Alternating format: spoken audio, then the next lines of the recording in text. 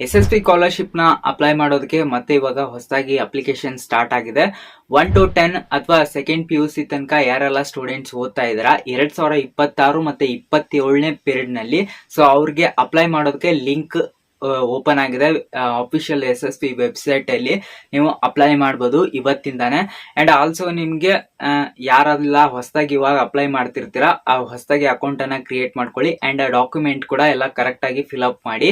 And ITI diploma students ಗಳು ಕೂಡ ನೀವು ಅಪ್ಲೈ ಮಾಡಬಹುದು. ಏನಾದ್ರೂ ನಿಮ್ದು ಕಾಲೇಜ್ ಸ್ಟಾರ್ಟ್ ಆಗಿದ್ರೆ, ಇಲ್ಲ ಅಂದ್ರೆ ನಿಮ್ಗೂ ಕೂಡ ಡೇಟ್ ಬರುತ್ತೆ, ಬಂದ್ಮೇಲೆ ಅದಕ್ಕೂ ಒಂದು ವಿಡಿಯೋ ಮಾಡ್ತೀನಿ. ಅಂಡ್ ಡಿಗ್ರಿ ಸ್ಟೂಡೆಂಟ್ಸ್ ನೀವು ಅಪ್ಲೈ ಮಾಡಕ್ ಆಗುತ್ತಾ ಅಂತ ನೋಡೋದಾದ್ರೆ ಆಲ್ಮೋಸ್ಟ್ ಇವಾಗ ಎಲ್ಲಾ ಕಡೆ ಸೆಮಿಸ್ಟರ್ ಎಂಡ್ ಇರೋದ್ರಿಂದ ಎಕ್ಸಾಮ್ಸ್ ನಡೀತಾ ಇರುತ್ತೆ ಅಂತ ಅನ್ಕೊಂಡಿದೀನಿ ಎಲ್ಲಾ ಕಾಲೇಜಲ್ಲಿ. ಸೊ ಈ ಎಕ್ಸಾಮ್ ಎಂಡ್ ಆಗಿ ನಿಮ್ದು ನೆಕ್ಸ್ಟ್ ಸೆಮಿಸ್ಟರ್ ಗೆ ನೀವು ಪ್ರಮೋಟ್ ಆದ್ಮೇಲೆ ನೀವು ಮತ್ತೆ ಅಪ್ಲೈ ಮಾಡಬಹುದಾಗಿರುತ್ತೆ.